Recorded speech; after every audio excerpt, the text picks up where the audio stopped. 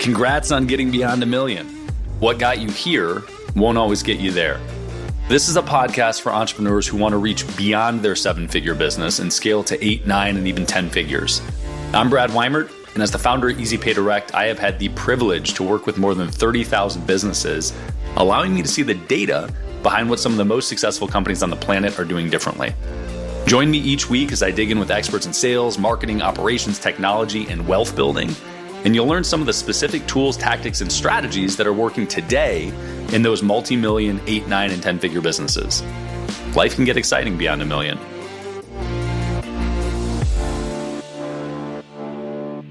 Ron Lynch, I appreciate you coming to hang out, man. Thanks for having me, Brad. Absolutely. You look prettier than normal, actually. Yeah, I got dressed up just to drive here. Just 'cause I just like to look good in traffic, just in case other drivers notice me. That's fantastic. Did you wear your mask in the car too? Oddly, I didn't. I didn't wear a mask, but I gave myself 3 jabs along the way. Did you get a right hook after that? Mm-hmm. So not really seriousness, but in relevant conversation. Sure. A little backdrop. I've known you for years, and it was actually years before I had any idea of really anything about you as far as business goes. And I remember sitting at, what was it? It's in the Line Hotel, the restaurant in the Line Hotel. Okay. And learning that you were the CMO of GoPro from roughly 600 grand up until the IPO was 417 million is what I checked. And then it went to 1.6 billion, something like that. Yeah, I think it went north of there, but I was not the CMO. I was the agency. So I owned the agency that brought GoPro. They didn't have a CMO. They just had Nick Woodman, his father, who was the investor and ran the money, and his girlfriend, who is now his wife, and his college buddy. And that was the whole company when we started. Crazy. I love that. So I found that out, and then we dug into this litany of infomercials that you've done with Guthy Ranker and other maybe. Also performing at the $80 to $100 million mark per product. Yeah, some per year. Fucking nuts. So this was all news to me. But that tells me a couple things. One, it tells me that there's this tremendous amount of information that is valuable to know from a business perspective. But 2, it tells me that you as a person entertain me far more than the business stuff does. Because I knew you for probably 5, 6, 7 years before I knew any of that. Yeah. So I want to talk about the GoPro thing a little bit because how could you not want to talk about it? Sure. So why don't we just start with how you connected with GoPro and what that story was? Okay. So I got a phone call one day from my new business development guy who had been our mountain guide in our mountain climbing career. My former partner was a big mountain climber. And he got brought into the company to do new biz dev. And he was at the outdoorsman show in Salt Lake City. And he goes, hey, you got to come see this camera. And I was like, camera? He's like, yeah, it's perfect for an infomercial. And I'm like, I know, how the hell is a camera perfect for an infomercial? Because we had done the Microsoft photo viewer. And I'm like, I don't have a whole lot of love for cameras and infomercials. Said, all right. So I jumped on a plane, flew to Salt Lake City. And there was this show booth, and it had all of the sports equipment around it and a white van in the middle of it. And I was supposed to meet this guy, Nick Woodman, who had the GoPro. And we waited around and waited around and waited around. And at about 2:00, the door opened to the van, and this guy came out throwing beers. And he had been sleeping in the van. No. He'd been taking a nap in the trade show. It was his trade show booth, and he'd driven there all night. They'd set up the booth, and he'd crashed in the van. And so that was my first introduction to Nick. And that's not very encouraging, man. Yeah, but he was really cool. He was really nice. He was a really good guy. And it was like, okay, this is interesting. This guy's not your normal dude. So for clarity here, you mentioned infomercials already. So where were you in the infomercial line before what had you done before you ran into GoPro? I had been in the infomercial business for 7 or 8 years, because this was about 2007. So I had done the Total Trolley, the Ultimate Chopper. I had done a whole bunch of things with a company called Silmark out of Los Angeles, who I'd worked for at one point. We'd done OxiClean. My company had done the George Foreman Grill. I came in on the tail end of that. This was Arrow Garden we had done. This was kind of at the pivot point when infomercials had gone from being widgets on mass media, the same show, till I was actually just figuring out how to do short forms that were unique per channel, kind of audience driven content that was shorter form. And the whole industry was then pivoting towards corporate. And that's when the Geicos of the world went to short form content, and eHarmony became all of these corporations started adopting the format of the 1-800 number and the URL, because now people were trusting their credit cards online. It was right about that time. Yeah. Well, I want to get back to that because this idea of, how infomercials exist today and what permutation it is currently versus what it was in the 80s, 90s, early 2000s is super interesting to me.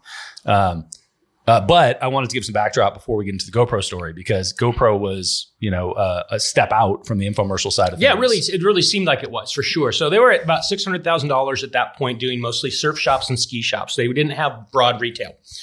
And so we thought, hey, we're going to do a half an hour. So Nick and his dad and his girlfriend came up to Seattle to where our office was, and we sat down and we mapped out creative briefs. And this is when I was first doing, for the infomercial industry, creative and strategic briefs, and nobody else was doing them. So something that I stole from the traditional ad world was like a 2-page document, but I was doing these 30-page flushed out real strategies. And so I built one of those for GoPro. And it was a tool that I used to frankly, to land clients. And in the context of that, we discovered all the different people that would want this product. And we knew that Facebook was brand new, YouTube was brand new, and we knew that those were leverageable assets for the audience. And I think the big insight was, if we can create commercials and encourage consumers to counterfeit the commercials with their own content, then we'll get a whole bunch of free media and exposure. And that was the premise going in. So I wrote a half-hour show, and I remember I wrote it sitting in my bed in Mill Creek, Washington, stayed home, and that's how I write. Sometimes I write a lot in the morning. And it took me 2 days to write the show, and I sent it to Nick. Nick was a night owl, so you'd get a text or a voicemail at 3 a.m., and he gave me a voicemail at 3 a.m. that said, hey, let's talk in the morning. And so he called me and he said, I read it. It's great, but we're not doing it. I said, okay. And, there's a little inventoritis is going in my mind. Okay, Nick's going to do it Nick's way. What is it going to be? He said, I just want to do short forms. I said, oh, good. Take the 30-page script I wrote, take the staple out of it. Just spread it out, because each page is a different sport. So the campaign became 12 different sports, 12 different media channels, same CTA. Every day we give away a free GoPro camera and a suite of products to enter Go Online. Created these 12 commercials that were mostly out of consumer content. And I mean, like the auto racing one that went on Velocity Network and Speed was Nick racing his car at Laguna Seca. And then we had a friend of his that was a skier. Now this was pre-Shaun White, pre-Kelly Slater. We didn't have any budget for athletes. And so they put together these commercials and they sent them back to me, and they had all of these amazing songs. And I'm like, dude, how did you get the rights for all these songs? He's like, what do you mean? I downloaded them on the internet. I'm like, we can't put that on TV. He's like, really? And I'm like, yeah, let's get a library. So they went and they developed a library of music, and they, in different styles, punk rock, surf, classical, all this stuff. And they did 9 or 10 songs, went great. Now we have a campaign. We put those songs in the commercials. And this commercials all started with the product, be a hero. And the idea that we sold was bravery. It was the kind of the merit badge when you got the product. And then 24 seconds of content, and then a tag at the end that said, every day we give away a suite of GoPro, go online and win. So people would go online, land at the site, and there would be an interrupt on the site, a pop-up. And you couldn't get to the site until you entered your email. So they entered their email, they got to the site. Now they might have come there from watching, I don't know, kite flying or surfing or whatever that they saw on whatever network. But now they realized, oh, geez, this can be used for all these sports. And what was really the core to the product was the mounts more than the camera. Was being able to mount this thing on roll bars and handlebars and skis and poles and all this stuff. And so they go and pick out their stuff. They go, there's no way in hell I'm going to win this contest. But the minute psychologically a person enters a contest, they psychologically adopt the product. It's theirs. And this goes back to us being children. When you're a child, you fill out the contest form on the back of the cereal box and you mail it in, you bug your mom every day, let's go to the mailbox because I won. Like we have this mechanism. If we enter a contest, we feel we have the right to win and have the winnings. And you don't get them. Rationality kicks over and you go, there's no way I'm going to win this contest. Unless it's me, I'll win the contest. Exactly. I mean, well, if it's a competition, you'll win it. Yeah. If it's a contest, you might not. But if it's competition, I wouldn't bet against you. That's fair. So you went into this thinking, I'm going to do an infomercial, basically for GoPro. And that's what you mean by long form. Yes. 28-minute, 30-second show. Those are long forms. So and you refer to it as a show. So I'm glad that you clarified that. And one of the questions that I had, and you answered it just now, but I'd like to shine a little bit more light on it. One of the questions I had was today, and we're going to bridge the gap here a little bit. Today, when you do a VSL, a video sales letter online, you control how the user watches it. Yes. Meaning you control, they have to start at the beginning. Yes. In infomercials, historically on TV, somebody turns on the TV and they might jump in at the beginning. They might jump in 3 minutes in, 8 minutes in, whatever. And fundamentally, if you're creating a story arc to sell or you're writing the copy to sell, that's an interesting thing to control for. Yes. And I want to talk more about that, but you laid out what you said to him was take the 30 pages, pop the staples out. Each one is its own story. So were you doing all infomercials in that manner of kind of pitch every 3 minutes across a 30-minute infomercial and have the CTA to close every 3 minutes? No, the structure of a traditional infomercial, and the ones that you still see them on TV, I still write them, is there. Now, I'll say the fundamental structure, because not everybody follows the pattern. But the traditional pattern is there's about a 2-minute tease. Problem, solution, watch the show. We've got a solution. We're going to show you some science. You're going to hear from some testimonials. You're going to hear from the pros. You're going to hear from the company. And then we're going to have an offer. So it's very couched. You don't get to the offer. It's watch the program. It's just tantalize them. Then it goes into this cadence of here's the problem. There's a host. Here's the problem. Here's the solution. Here's an animation with the fundamental mechanism of how the thing works. Then here's testimonial, testimonial, testimonial. Then here's the pro that brought it to us, the professionals. Now we're moving towards the first CTA. So the first section is the top line pitch, the top 3 sales points, the top 3 benefits, the top 3 testimonials. Then you go to this 4-minute CTA. That's the commercial that really is the bread and butter of how do I sell this thing in 4 minutes from problem solution to offer. Then you come back and now you go in the second act into the second tier problems and some demonstrations. So you're kind of going down the rabbit hole as you go. And if you were to watch the communications hierarchy, if you were just to list it out, it goes from the most important stuff to the least important stuff, but repeats the CTAs in between. So it's kind of like, hey, if you watched the first act and you didn't believe me, I'm proving it to you in the second act. If you don't believe me in the second act, there's a very short third act. It's like, look, this is fundamentally true. Do you have the problem or not? Buy the thing. With a very short CTA at the end, typically. Got it. So, which prevents redundancy. We'd like to. Ish, right? Throughout the show. The number one complaint you get is redundancy. For yes, sure. Yeah. But you still have some people that watch all the way through to buy at the Absolutely. end, right? Most people did. Most people are ready to buy. If you watch a dial test, which is you put the program up and you have 50 people in a room watch it and they all have a dial and they turn to the right when they like something and turn to the left when they don't like something and they push a green button to say purchase and a red button to say I'm turning the channel, I can't watch any more of this.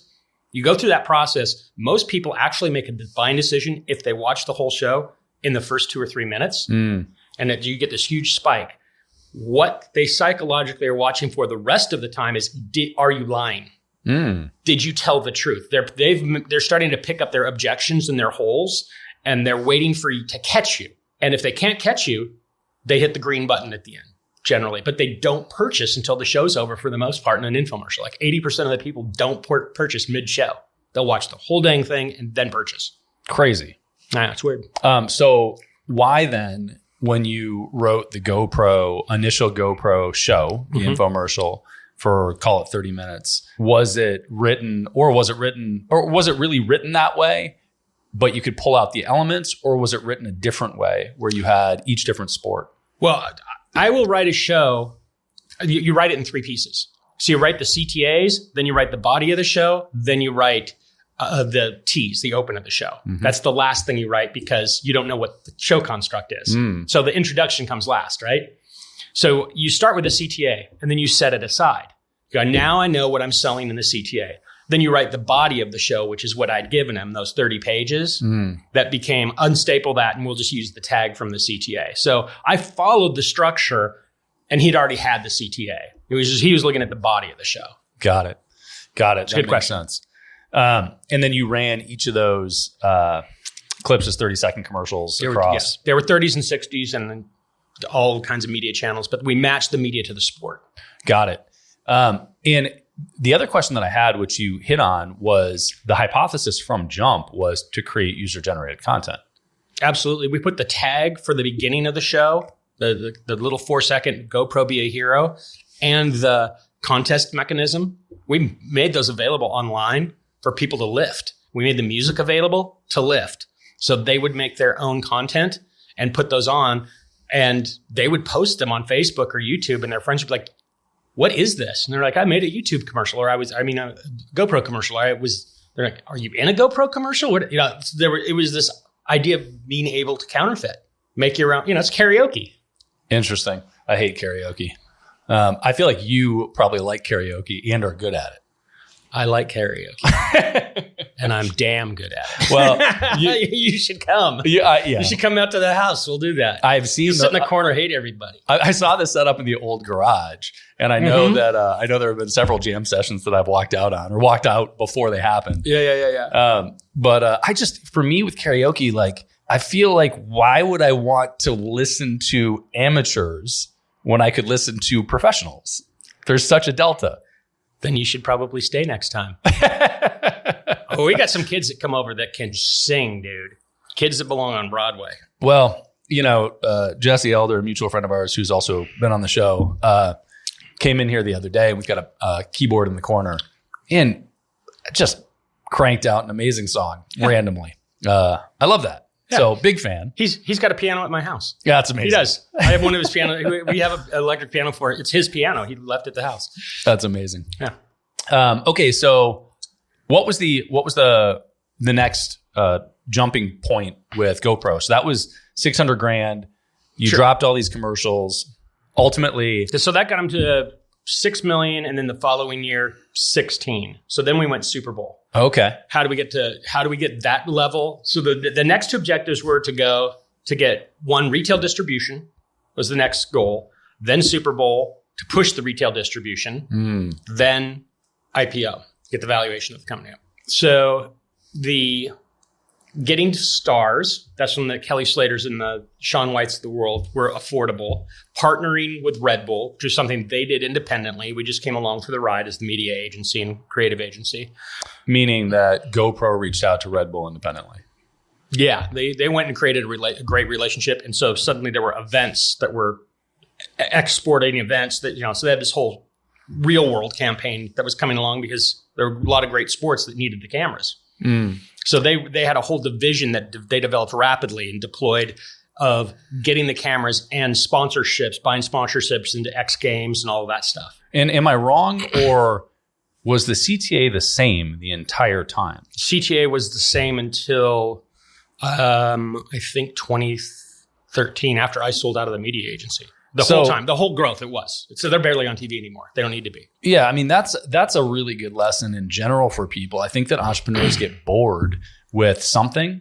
And it's this idea of, well, it worked really well, but now we're done with it, so I'm going to try something new. And that's a really good example of it worked really well, so keep fucking doing it. What's Geico's? What's Geico's? Save 15% or more. Oh, right. It's been the same for 30 years. Yep. Right? Yeah. They've always had like 3 or 4 different campaigns to reach 3 or 4 different audiences. The geckos, the music campaign, they have different, the caveman, they have these different campaigns that reach different audiences, but it's always the same. Go to Geico, save 15% or more. Yeah. That's pretty common that when you find something that works in a CTA, to kind of hang with it. Yeah. I feel like it's a common mistake to get off it when you're smaller in business. Yep. I mean, I see lots of 7-figure, 8-figure, mid 8-figure companies messing around, playing with different things instead of expanding their reach through different channels. I think that's one thing. The most common mistake I see is they stick to this. They find something early on. They find a customer that responds to 3 particular benefits. And they build the business around that customer and those 3 benefits. When their product typically has about 8 key benefits. And if they rotate and just pull one out or change the hierarchy of benefits and target another customer, they can double their revenue. Then they can double it again. And they can widen. And it's a matter of benefit rotation. And they just get so anchored to one customer, they actually limit their vision. Because they don't realize that, hey, if we just changed a couple of things in our benefit message, other folks would want this because they have the product solves more than one problem for more than one person. And they get anchored to the one child that pays them and don't realize there's 4 other children that'll pay them. Yeah, I like that. So with something like that, where my mind goes is I think about sort of the product suite that we have, for example, right? And it's credit card processing, it's ACH processing, but then there are things like decline salvage, right? Your approval rates aren't high enough. And that's not relevant to somebody that's doing live events, right? Yep. Like the Tony Robbins, Dean Graziosi, Grant Cardone's of the world. But it's hyper relevant to people that have SaaS companies or direct-to-consumer e-commerce, subscriptions, et Or cetera. high ticket. Yeah, well, the approval rates in particular, it's the velocity, right? So, and I'm outlining those things just to illustrate this idea as I think through it of it's hard to cram all of the benefits into the message and maybe even counterproductive to highlight that benefit to somebody that doesn't need it. Yeah, but you go, okay, when we move to this customer, we actually drop 2 of the other benefits and focus on the one that they really need and solve their problem. And it's just that simple. There's other people that have a different problem that you solve. Go advertise to them their problem. Hold up a mirror to them and say, we can fix what's in your mirror. So it's starting with sort of one avatar in looking at your benefits list or features list and distilling it to just what's relevant to that one avatar, juicing that, and then expanding through different benefits to different avatars. I mean, I'm an ex-grocery retailer. So we would take a store like a kind of a dog of a grocery store, remodel it into a Whole Foods style store, and teach the audience to eat better food. But we didn't say, hey, don't shop here to the rest of the world. We always knew we could bring in more and more people by changing the culture and exposing them to, a different type of produce maybe. Maybe not everybody wants Copper River salmon, but you can get them with peaches. Like how do you broaden the audience for what they want that you service? And all retail is that way. A lot of people don't realize they're retailers. And to some extent with GoPro, it was, so you were targeting specific sports for people initially. Just holding up a mirror. Yeah. Okay. So you did the Super Bowl ad. That had to be a crazy thing. Okay. So prior to Super Bowl was getting in retail. So, that seems daunting, specifically with something like that. So we did something that I don't recommend you do. We figured out, because we're in business, we know when our lawyers go on vacation. We knew when other lawyers go on vacation.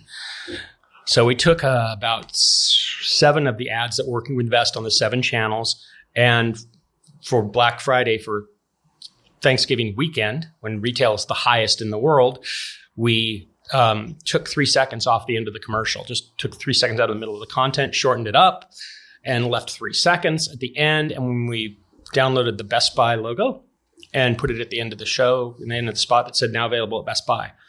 And we electronically distributed those to select markets, ran that commercial for 4 or 5 days. Crazy. People went into Best Buy and they said, hey, I'm looking for a GoPro camera. In droves. Right. They didn't carry them.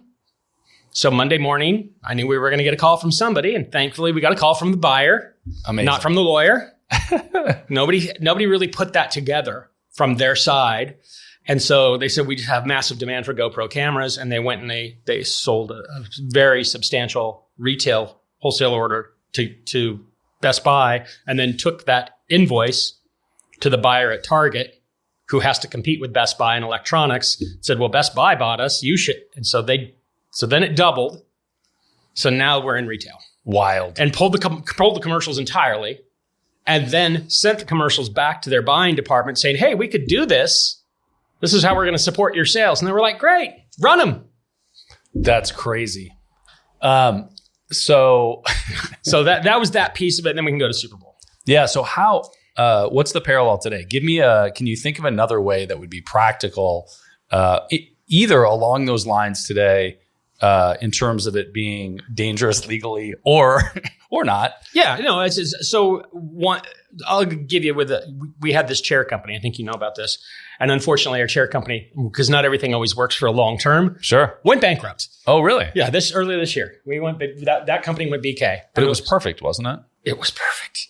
But it's in this, part of the reason was we moved the factory from China to Tennessee, and funding and the way money is right now, we just couldn't financially make that swing and get enough money in fast enough to support the growth that was actually happening. It wasn't, It was just like it grew too fast.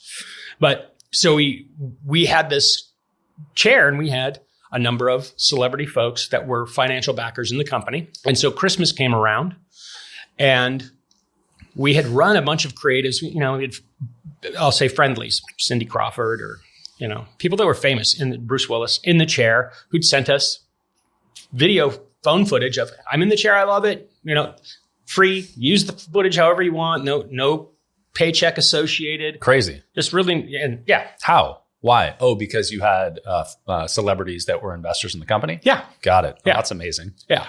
So like when Rogan was like, they were trying to cancel Rogan last year, Mel Gibson was an investor, and he sent Rogan a couple of chairs. And so we knew that like that was a model. So when Christmas came around, conversation came inside, hey, how should we do this? Well, let's get some more celebrities. I'm like, well, we actually use these celebrity creatives online, and they don't work. People don't believe, they think the celebrities are shills. But the kind of infomercial-y things that we do about bad backs and pain and the chiropractor, and I have like some of our videos were me in my garage talking about back pain, and those were doing the best. So I said, well, but it's useful to have them be seen, and you never know what's going to work. So why don't we call all these celebrities and say, because I kind of worked in Hollywood for a long time, why don't we give them away? So celebrities want to give other people gifts, and they get a lot of shit to their house. Yeah, they do. So we just sent out an email and said, hey, to help the company grow, we'd love to give away one of these products on your behalf to a friend of yours in your name. So just tell us who to send it to and give us the address. If you wouldn't mind, it wouldn't hurt if they were famous, which is why Jesse Elder and I ended up going to Bono's house in Ireland to deliver a chair. Oh, no shit. Yeah. Oh, so crazy. So we started delivering these chairs, and made that grow again. So that's a way, gifting from celebrity to celebrity. Now that's I'll say the ethical way to do it. I'll tell you the unethical way to do it. And I have done it so that I'm just upfront. I like it. I have sent gifts to celebrities from other celebrities who didn't send it. Hilarious. I have. That's great. That's hilarious. Okay, so we have to go down the Bono rabbit hole here. Oh. So here's all I know. I know that I saw a post years ago, and it was you and Jesse walking into, a castle? Yeah, he lives in a castle outside of in Kilkenny, and it's like 45 minutes outside of Dublin on the ocean. It's a whole neighborhood of castles. Anya lives up behind him. It's crazy. The guy that I think it's Phil Collin, the drummer for Def Leppard or the guitarist, lives next door. Yeah, that's nuts. All right. So how did you end up doing? Did you just elect to do a hand delivery on that one, or how did that all happen? We started on Kickstarter with that product, and we had a hell of a time getting things into England and Ireland with DHL. And DHL was collapsing as a company, so we didn't have a delivery service. And so here we put this campaign out, and I get a reminder on my computer. What is it? Asana or one of these tools says, oh, Bob from Vice President of Snapchat wants to send one to Bono. And I'm like, well, okay. And so I just pull that and I look at the address because I assumed it was a Hollywood address. Yeah. To a business office for elevation or something. And I pull it up and I'm like, no, this is his freaking house. Like I get on Google Earth and I'm like, yeah, this is the man's house. Crazy. And so I immediately pick up the phone and call customer service. And I said, hey, we don't have a delivery service to get this to Bono's house. Let's FedEx it to the airport and I'll get it to his house. And so the person in customer service is like, yes, Mr. Lynch. Like, apparently he knows Bono. I'm like, no, I don't, but I got his address. That's amazing. I called Jesse and I said, hey, what are you doing this weekend? Because this was Christmas time.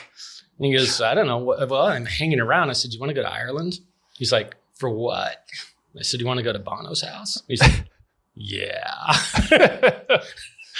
Okay, so great story. Do you get any interaction? You go up to the door and knock on the door? So, presumably, I would think at that point you're dropping off the chair and that's the end of the story. And you've got the story of I went to Bono's house, but now you got to build the thing. It's in a big box and it's 65 pounds. So we get there. It's in a box. It comes late. It's the 23rd of December, and we have to fly home on the 24th. We have the tickets for the next morning. The chair's like 2 days late. I get a delivery service, like a van. The van doesn't show up. So I flag a guy down on the street who's a cab driver who pulls over, and he's a silver-haired guy in his 60s. And I'm like, hey, I got this thing. I'm going to Bono's house, and I got a chair that's at FedEx. It probably won't fit in your cab. We'll probably have to take it out of the box and put it in the back seat. And I got my friend here. Are you game? And the guy goes, of course I'm game. I know right where he lives. And I'm like, you know right where he lives? Turns out this guy's name, easy to remember, Christmas time. The guy's name is Noel. Wow. Snow. No. On the 23rd of, easy to remember, right? 23rd of December, Noel Snow is a retired cop who used to do protection for U2. Crazy. So he actually has been to the house. He knows exactly where it is. So he drives us to the airport. We get the thing from FedEx, take it out of the box, put it in the trunk of his car, and we drive 45 minutes out to the coast to Bono's house.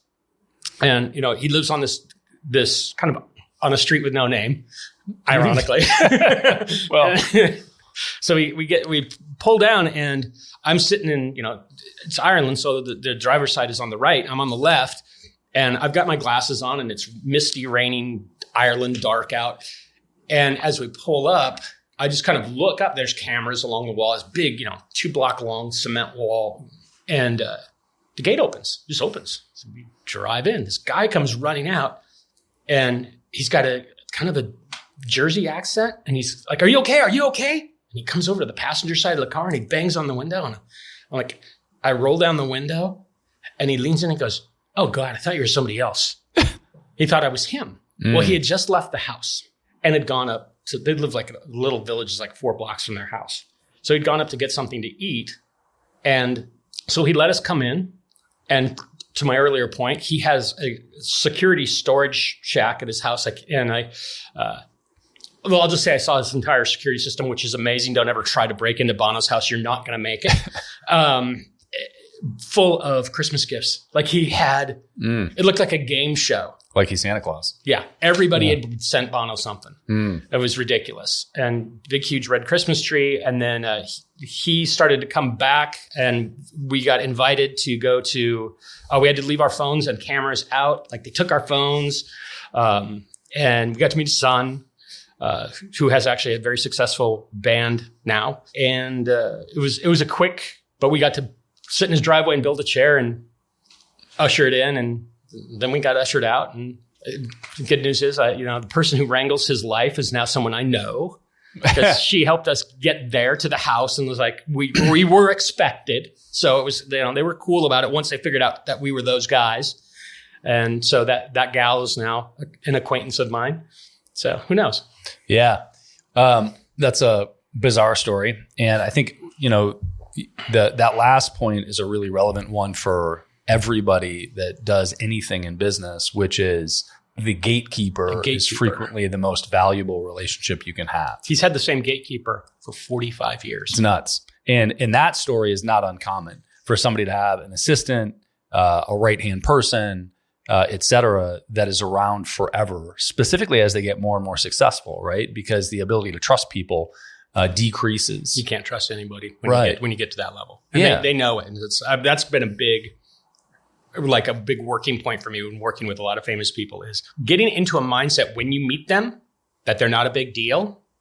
And with whether it's a movie star or an athlete or whatever, approaching them from an angle of exposing their flaws early on, going, hey, I'm here to help. Just, this is your good side. This is your not so good side. This is what you look good and this is what you don't look good. And they immediately are like, when you actually treat them like, which is kind of weird, a product and not a superstar, they know that you're on their side. And they're like, oh, okay, you're here to do the job. Like, yeah. And then they find out you have a long history of it.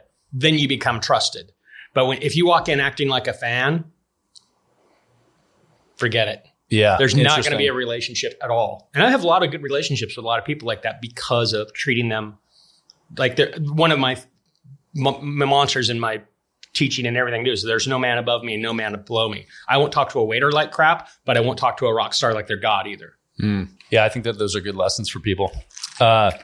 Okay, so Super Bowl, and then I want to talk kind of infomercial and fast forward to today because there are lessons in all of them, but things have also changed a lot in terms of marketing mediums from infomercial days to today. So, and actually, Super Bowls are a reasonable pivot there because Super Bowl ads still are a huge opportunity to get eyeballs, but they're different than they were 30 years ago. So what would you remember the ad spend on it, the reach on it, and tell me the story of it. What went Absolutely, because it's not conventional the way that we did it. In fact, the idea came from one of our media buyers. She had a relationship with a local, it was either ESPN or CBS who was doing the Super Bowl at the time. The creative, we didn't know what the creative was. They wouldn't tell us. So our own client wouldn't tell us what the creative was. What? Why? They're like, we're going to distribute, you get us the media and we'll send the creative directly to CBS. We don't want anybody to know what it is because it's the Super Bowl. It's part of it's the reveal. The reveal. There's this pageantry associated with the ad. And so they were actually very tight-lipped about it. None of us knew what it was. Crazy. And so we arranged the relationship. Our media buyers came up with a brilliant strategy that I wish could say I could take credit for. I can't.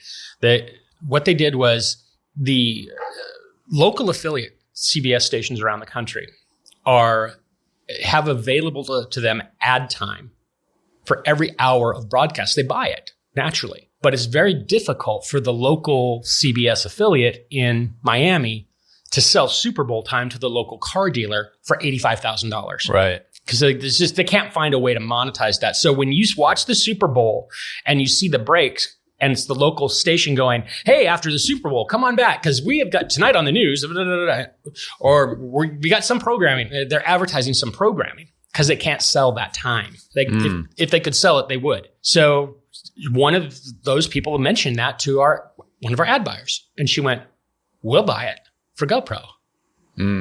And their original ad spend, which at the time, Super Bowl time was $3 million, $2 million for 30 seconds.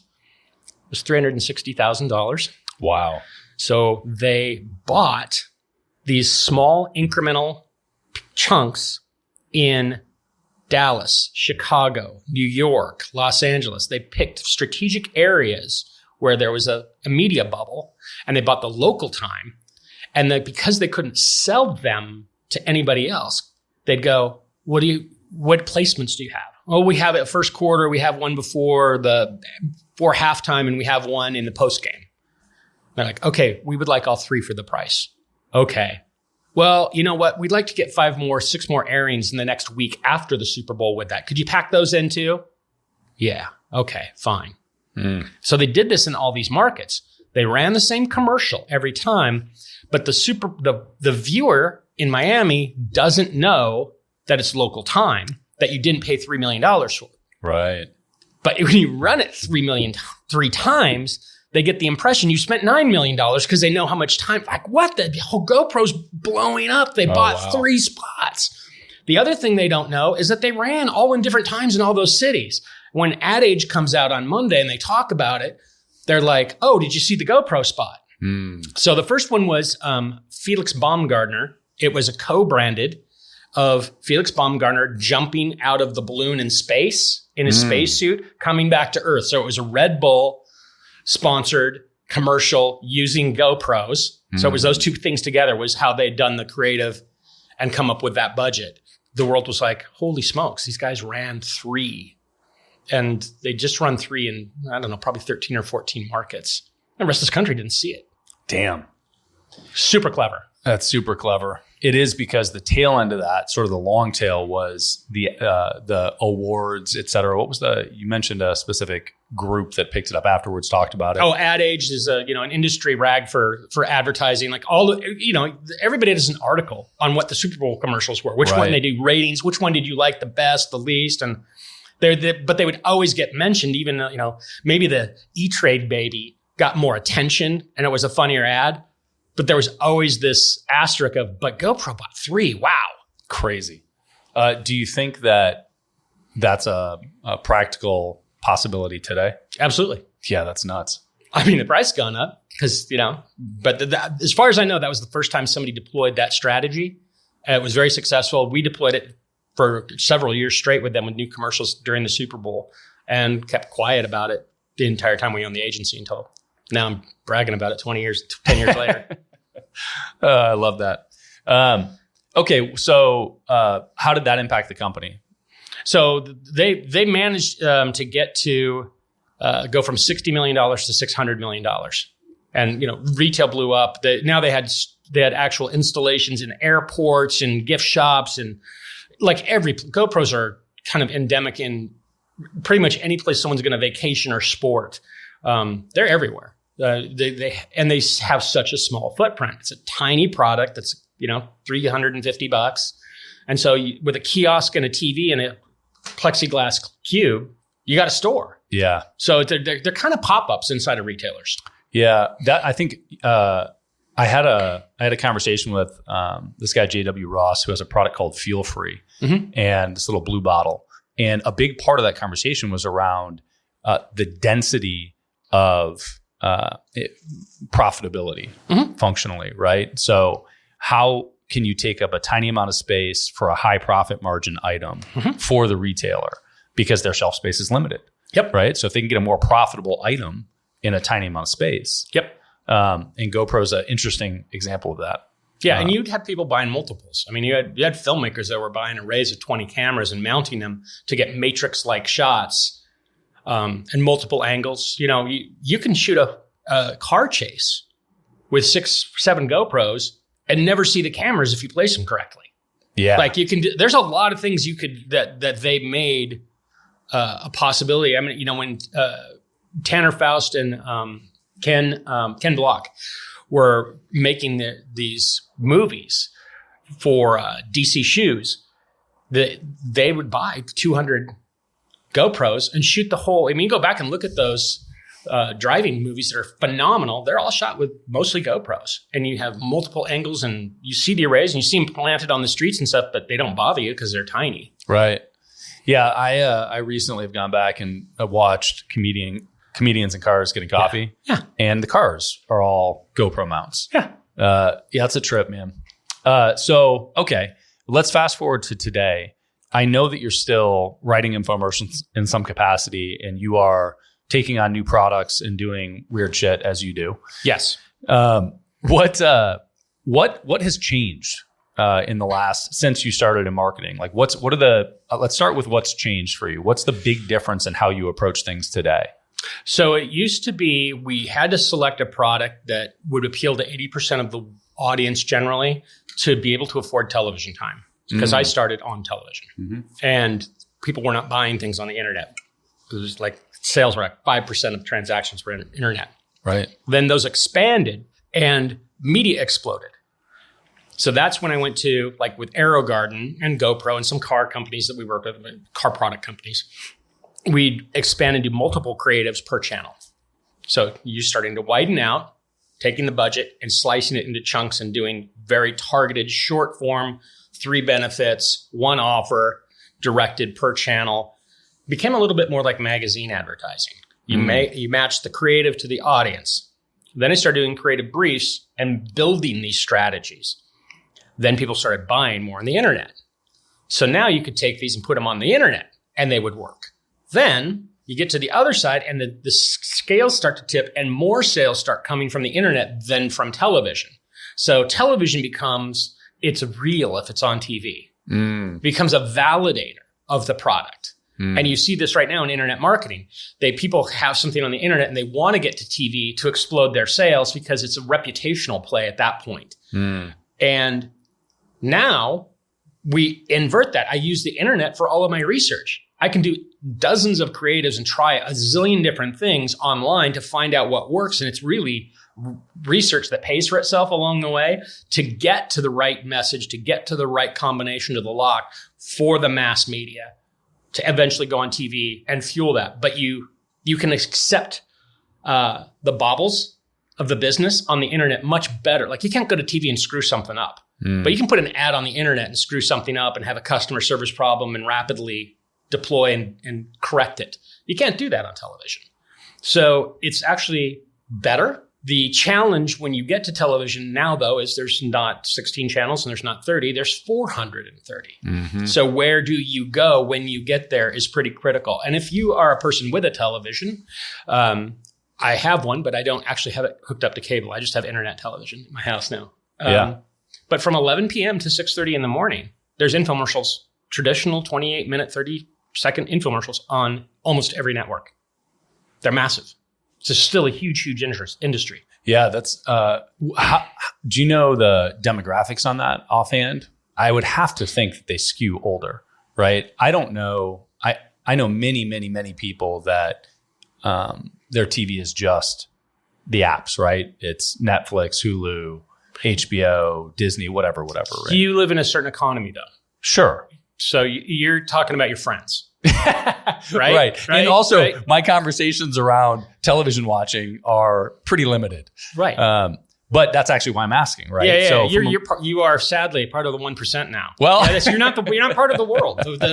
That's not true in the world. No, it's and there's other countries. Now we have access to global production. Yeah. Like distribution networks are larger for media. So no, well, that's the lesson I think. It's for most reflective of the product. Okay, got it. Yeah, because I routinely, when I'm thinking about marketing, remind myself that I am not the target market. Right. Now, in our business, in Easy Pay Direct, I am the target market, right? I am the entrepreneur that, in my case, I don't have to accept credit cards, but I am that avatar. But for many other things, I'm not. And I want to put my hat on as the avatar, right? So product specific. And sex specific. Okay. 70% of things in the world are gathered by gatherers. It's just the way it is. That's the way we are. If you're in some kind of couplehood, 70% of the things in your home were brought in there by the female. So as a creative, I have to think, how does she think? How does she feel? What's the path to the psychology? In many ways, it's simpler for me to write for men because men are very cavemen, very Pythagorean, A plus B equals C. Women don't take information in the same way that men do. Men are very linear in their thinking for the most part. It's if you can change the way a man thinks, you can change the way he feels. And that produces a result. For women, if you can change the way she feels, you can change the way she thinks, and that produces a result. But and that's not to say women aren't thinkers. It's just they take in so much more sensory data because their biology programs them to see more colors, smell more smells, hear more sounds, have diffuse awareness, and men are colorblind. Literally, men are more colorblind because they're hunters. They're A to B, transactional. So back to the demographic question, product specific for sure. Is there hope for TV advertising for 25 and under? Yeah, they watch shows. They have their traditional shows. Cable. They have their shows. Interesting. And they also have Roku and they have Hulu, which are available to, like, we can insert advertising in YouTube, Roku, Hulu. Like, there's where there's a channel, there's advertising. Different ad platforms. So, yeah, it's what bar are they in? Right? Yeah. Like, what's their speakeasy? Show up there. Yeah, that makes sense. And clearly I'm deaf to that. So that's no, good. it's not. It's you're not involved in it. So well, right. It's not just deaf. It's blind too. That's fair. That's fair. How have, so we're like in whatever the date is here, April 4th, 2023.